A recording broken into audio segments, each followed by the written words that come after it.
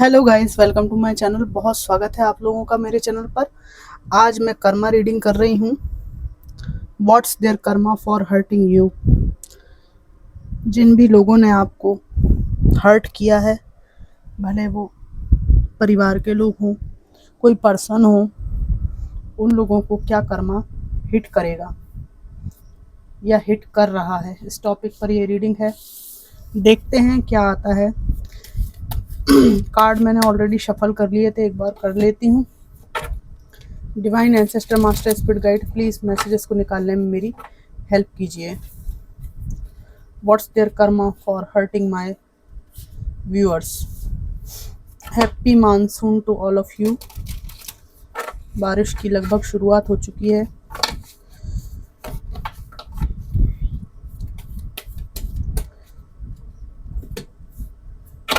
Divine ancestor master spirit guide, please messages को निकालने में मेरी हेल्प कीजिए।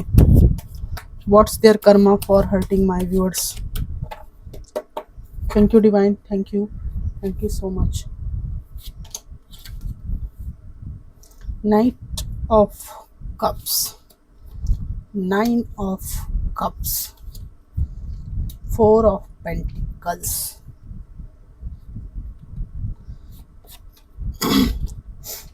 justice,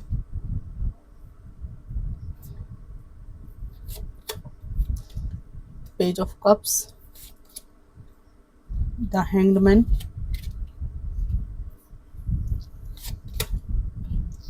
ace of wands, 2 of swords। क्या कर्मा रहेगा इनका। बॉटम ऑफ द डेक है 10 of pentacles। इनका सबसे बड़ा कर्मा बताने के पहले मैं ये बताना चाहूँगी कि ये कौन लोग हैं।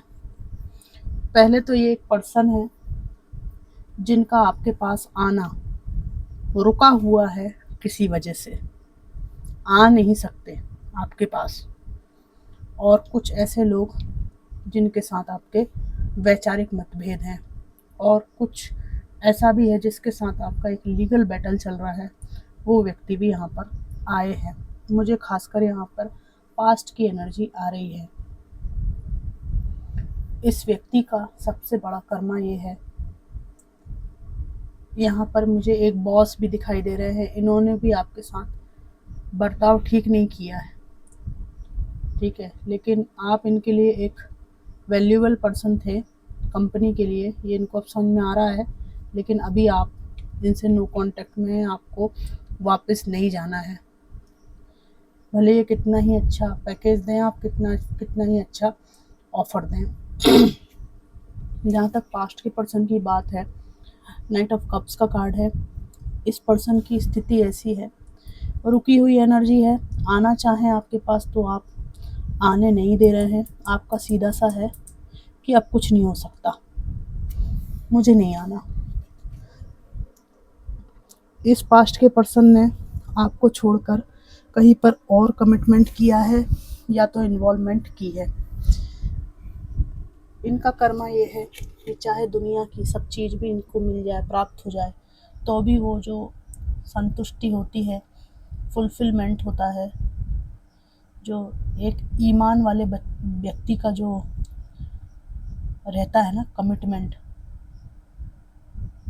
उसकी एक शर्मिंदगी कि मैंने किसी को कमिटमेंट करके निभाया नहीं, वो इस व्यक्ति को खाती रहेगी और आपकी कमी जो है खलती रहेगी। ऑब्सेस्ड हैं आपसे बहुत ज़्यादा। और यहाँ पर जिनका भी अपने एक्स से लीगल बैटल चल रहा है, वो मेल फीमेल कोई भी हो, ये नहीं चाहेंगे आपको लीगली अलग करना या छोड़ना। लेकिन इनका कर्मा ये है कि इन्होंने जो कृत्य किए हैं आपके साथ, धोखाधड़ी, कपट, बेईमानी, उसके कारण ही आपने चिल्ला चिल्ला के कहा है कि नहीं, अब मुझे जस्टिस चाहिए। तो इनका कर्मा ये है कि वो जस्टिस आपको मिलकर रहेगा और ये कुछ नहीं कर पाएंगे। जस्टिस आपके पक्ष में होगा। इस व्यक्ति के जीवन में एक ही काम है, आना और जाना। इमेच्योर एनर्जी है, बेवकूफ़ टाइप की हरकतें हैं, बुरा ना मानिएगा, जो आ रहा है वो बता रही हूँ। पेज का कार्ड इमेच्योर पर्सन, ठीक है, दिल फेंक टाइप का इंसान या फीमेल जो भी हैं, इनका कर्मा ये है कि ये लाइफ में स्टक है, बुरी तरह से समझ में नहीं आता ये कि कहाँ जाएं, क्या करें, क्या डिसीज़न लाइफ में लेना चाहिए, क्या मेरे हित की बात है, क्या मेरे लिए ठीक नहीं है ना। क्योंकि जो असली सलाहकार अच्छा व्यक्ति था, इन्होंने उसको खो दिया। वो आप हैं, हैंग्ड हैं सालों से, और जब भी पैशन के साथ कोई उत्साह वाले क्षण भी आ जाए तो शुरुआत तो करेंगे, लेकिन फिर जाकर फिर स्टक हो जाएंगे। जिस तरह से 2 कश्ती का सवार इस व्यक्ति ने आपको ट्रीट करवाया कि मतलब आप भी हैं वो कहीं और भी है, मतलब आपको बिल्कुल लटका के रखा, कंफ्यूज रखा आपको, ऐसा ही जीवन इसको जीना पड़ेगा। यहाँ पे मैं देख रही हूँ इनको अपनी आंखों के सामने ये कर्मा भी मिलेगा for some of you guys कि आप हर तरह से फुलफिलमेंट लाइफ में पाएंगे, अच्छा पर्सन भी मिल जाएगा, पैसा रुपया भी होगा, फाइनेंशियल अबंडेंस भी होगी, वो सब कुछ जो एक इंसान के लिए ज़रूरी है वो सब आपके पास होगा। और ये अपने जीवन काल में इस चीज़ को देखेंगे। जजमेंट का कार्ड आ गया है। जजमेंट का मैंने आपको पहले ही बताया कि जस्टिस होगा आपके साथ, आपके रिश्ते के साथ जस्टिस होगा। और ये रिश्ते का जस्टिस ये नहीं होता कि हमेशा ये नहीं होता कि कोई व्यक्ति एक हो जाए। जस्टिस ये भी बताता है, जजमेंट ये भी बताता है कि जिन व्यक्तियों ने हमारे साथ गलत किया, अन्याय किया, हमें उनके साथ रहना नहीं है, उनके द्वारा किए गए कृत्यों का हमें इंसाफ चाहिए। तो वो आपको डेफिनेटली जस्टिस भी मिला, जजमेंट भी मिला है, 10 ऑफ पेंटिकल्स भी है। तो यहाँ पर सब हिसाब किताब हो जाएगा। जब हिसाब किताब होगा तो जिस प्रकार से इनके जीवन में सब कुछ इन्होंने चूज़ किया अच्छा, लेकिन आपकी कमी खलेगी, उसी प्रकार आपके जीवन में केवल एक चीज़ की कमी रहेगी for some of you guys, लेकिन वो इमोशनल कमी के अलावा आपके पास ऐसा कुछ नहीं रहेगा जिससे आप इस व्यक्ति के पास कभी लौट के जाएं या इसकी शक्ल भी देखें। कुछ लोगों को तो पर्सन मिल भी जाएगा, कुछ लोग जो नहीं करेंगे रीमैरिज या अकेले रहेंगे, सिंगल रहेंगे, वो लोग भी। आप जो है ना, आपके पास जो एक कमी है, ठीक है, जो एक कमी है, देखिए आप इनके हाथ में तोता है, तो ये जो एक कमी है वो डिवाइन सोर्स से आपकी पूरी हो जाएगी, फिर किसी व्यक्ति की आपको आवश्यकता नहीं होगी। बाकी सब तो आप अपने मेहनत से अर्जित कर लेंगे, और एक जो कमी है वो डिवाइन पूरी कर देंगे आपको सपोर्ट करके। और इस व्यक्ति को जीते जी अपनी आंखों से ये सब देखना पड़ेगा। इसका कर्मा ये है कि अपनी लाइफ में हमेशा ही स्टक, पास्ट के बारे में सोचता हुआ, 2 कश्ती का सवार, कंफ्यूज ज़िंदगी को बिन पैंदी के लोटे की तरह ये इंसान जीती रहेंगी या जीते रहेंगे, कुछ नहीं कर पाएंगे, पास्ट की बातों को ही सोचते रहेंगे, ठीक है। और जब इनकी स्थिति ऐसी होगी बेकार, बिल्कुल, जब सब तरफ से इनको धोखा मिलेगा, तब ये सोचेंगे कि आपके साथ नई शुरुआत की जाए, ठीक है ना। लेकिन ये जो नई शुरुआत करना चाहेंगे उसमें आप इनको बिल्कुल भी एंटरटेन नहीं करेंगे, तब तक आप कहीं और नई शुरुआत कर चुके होंगे। मैंने कहा एंटरटेन नहीं करेंगे। यहाँ पे क्वीन ऑफ सोर्ड्स का कार्ड आ गया है। अगर ये गलती से आपके पास आ भी गई या आ भी गए तो आपके पास इतने सवाल होंगे कि इनको जवाब देने में बहुत ज़्यादा इनकी स्थिति ख़राब हो जाएगी, हाथ पैर फूल जाएंगे इनके उस टाइम तक जवाब देने में। क्योंकि अभी जो आपकी पर्सनालिटी है, इनके लिए जो आपका दिल कमज़ोर हो जाया करता है वो उस टाइम पे नहीं रहेगा। तो इनको डिवाइन की तरफ से तो कर्मा मिलेगा ही, ये जो कर्मा है ना, ऐसे रूप में भी इनको मिलेगा कि आप ऐसी स्थिति में आकर इनसे बात करेंगे जहाँ इनको खुद पे शक होने लगेगा कि क्या ये वही इंसान है जिसको मैं ऐसा दबाता रहा, कुचलता रहा, परेशान करता रहा, जिसको मैंने कोई वैल्यू नहीं दी, जिसकी मैंने कदर नहीं की। तो आपके द्वारा भी इनको कर्मा मिलेगा। आपकी पर्सनालिटी इस तरह से रहेगी कि इनको आपके पास आने के पहले 100 बार सोचना पड़ेगा। इनको तो आप ही ऐसे लगेंगे कि सबसे बड़े न्यायाधीश और सबसे बड़े जज आप ही हैं इनके कृत्यों के। और बड़ा मुश्किल होगा, क्योंकि आप कहीं जाते हैं ना किसी भी न्याय व्यवस्था में, तो जो व्यक्ति रहता है वो दोनों के बारे में सच कुछ नहीं जानता। वो तो सबूत और गवाह और प्रस्तुतिकरण किस तरह की है उस हिसाब से कई बार गलत निर्णय भी किए जाते हैं। लेकिन जब आप जज हों, जिनके साथ बुरा किया गया है, वो व्यक्ति जब ऐसी भूमिका में हो कि वो अपने साथ हुए न्याय अन्याय का स्वयं ही हिसाब करने बैठता है, तो फिर वो उस स्थिति को आप